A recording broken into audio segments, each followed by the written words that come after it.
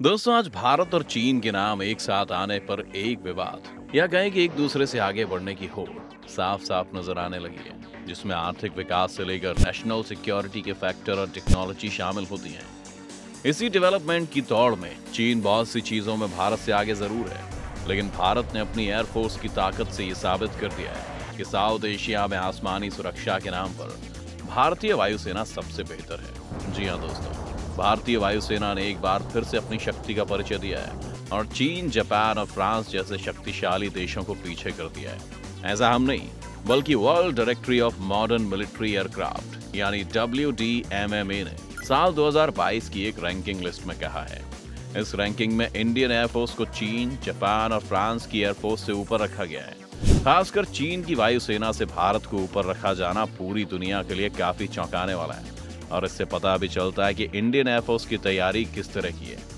आइए देखते हैं इस रैंकिंग और इंडियन एयरफोर्स के बारे में। WDMMA ने हाल ही में साल 2022 की global air power ranking publish की है, जिसमें भारतीय वायुसेना को पीपुल्स लिबरेशन आर्मी एयरफोर्स से ऊपर रखा है, जिसे चीनी वायुसेना के रूप में भी जाना जाता है। इस रिपोर्ट में दुनिया के अलग अलग देशों की अलग अलग हवाई सेवाओं के कुल फाइटर कैपेसिटी का एनालिसिस किया जाता है और उसी के बेसिस पर उन्हें रैंक दी जाती है। सिर्फ चीन ही नहीं, इंडियन एयरफोर्स को Japan air self defence force, Israeli air force और French fire and space force से भी ऊपर रखा गया है और कहा गया है कि इंडियन एयरफोर्स ने अपनी पावर में अब तक का सबसे बेहतरीन इजाफा किया है।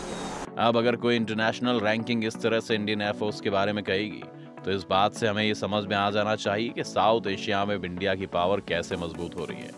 अब रैंकिंग आई गई है तो ये भी जान लीजिए कि आखिर इंडियन एयरफोर्स और चाइनीज एयरफोर्स में कौन कौन से अंतर हैं।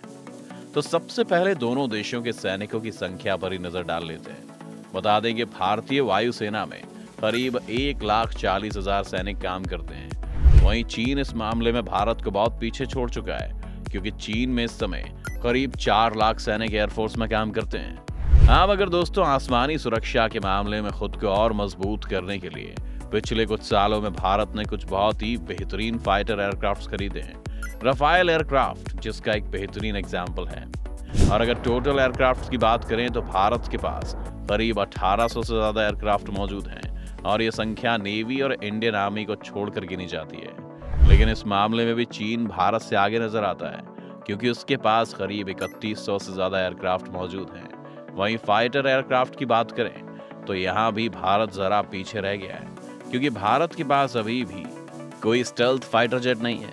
अब सवाल ये भी उठता है कि स्टेल्थ फाइटर जेट क्या होते हैं। दरअसल ये वो फाइटर जेट होते हैं जो गुप्त रहते हैं, यानी कि इन फाइटर जेट्स को रेडार नहीं पकड़ पाता, क्योंकि इनकी बॉडी इस तरीके से और ऐसे खास मटेरियल से तैयार की जाती है जो दुश्मन के रेडार की तरंगों को सोख लेती है। यानी रेडार की तरंगे वापस नहीं जा पाती, जिससे ये दुश्मन की नजर में नहीं आ पाते।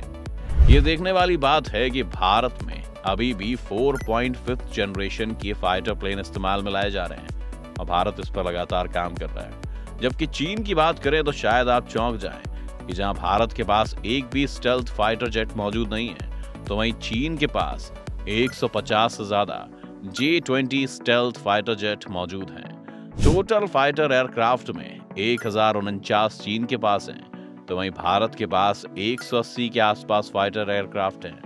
हेलीकॉप्टर के मामले में भी चीन आगे है, जहां चाइना के पास करीब 1350 से ज्यादा हेलीकॉप्टर हैं, तो वहीं भारत के पास सिर्फ 729 हेलीकॉप्टर्स हैं। इस तरह से आप पेपर और आंकड़ों में देखते हैं तो आपको चीन के एयरफोर्स भारत से कहीं ज्यादा बेहतर लग सकता है। लेकिन फिर आप ये सवाल जरूर पूछेंगे कि अगर ऐसा है तो इंडियन एयरफोर्स ने चीन को कैसे पीछे कर दिया। तो यहाँ पर ये देखना है कि आखिर ये रैंकिंग कैसे डिसाइड हुई और कैसे इंडियन एयरफोर्स को चीन और जापान से भी आगे रखा गया।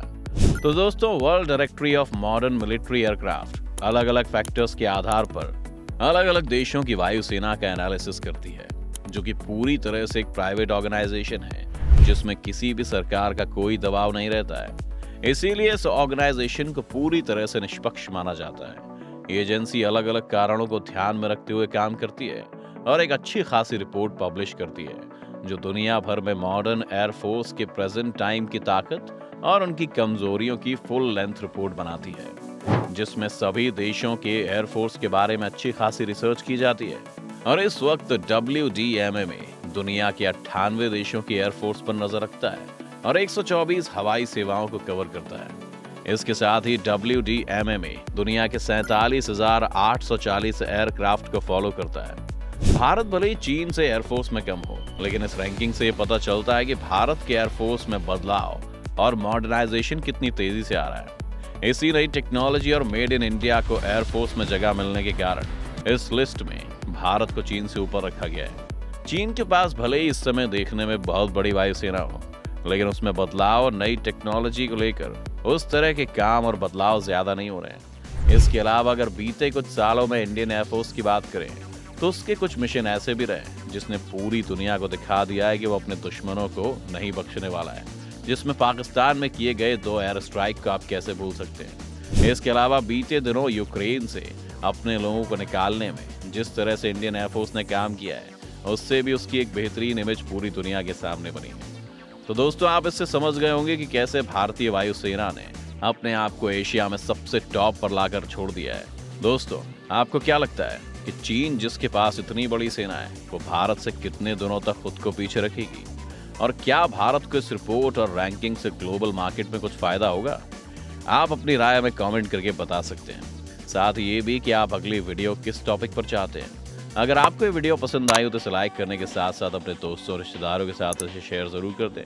अगर आप ये वीडियो YouTube पर देख रहे हैं तो चैनल को सब्सक्राइब करके बेल आइकन दबा दें।